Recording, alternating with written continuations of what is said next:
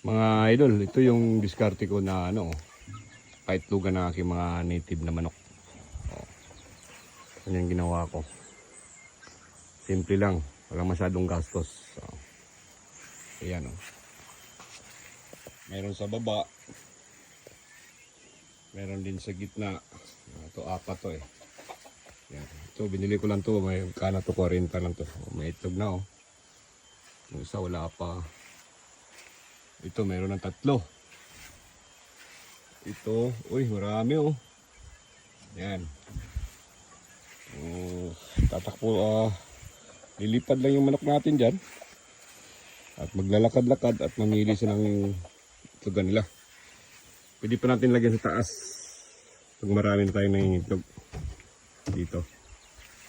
Ganyan lang kasimple mga idol. Wala masyadong gastos. Gamit lang natin yung mga available materials na nasa farm. Yan lang. Simula ka ng maliit na panukan, huwag ka masyadong gumastos ng malaki. Kasi lahat naman tayo nag-trial and error eh. Alam talaga. Mga idol oh. So mag-i-expect tayo na mangingitog na lahat ng mga manok natin. Yan mga idol. Tsaka pala may nagtatanong sa akin kung anong kain ko sa aking mga native. Ito lang oh. 30% feeds, 20% na crack, at saka yung binlod, tinatawag sa amin binlod ng bigas. Yan lang. Tapos minsan pinapakain nila din ng asula, saka duckweeds. Yan.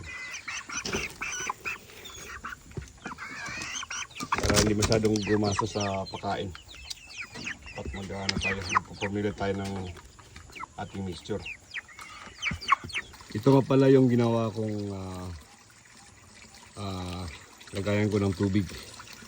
Yung tubig natin, yung source natin galing bundok yan. Malakas.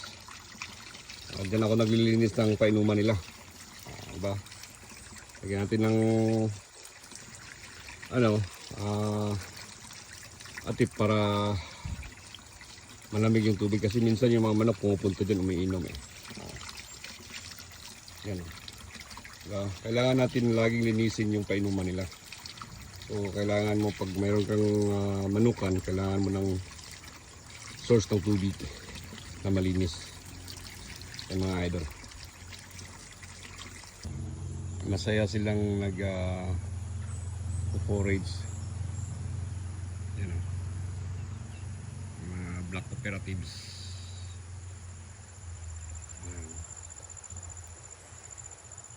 Pasok yan dyan sila sa loob pag gabi na.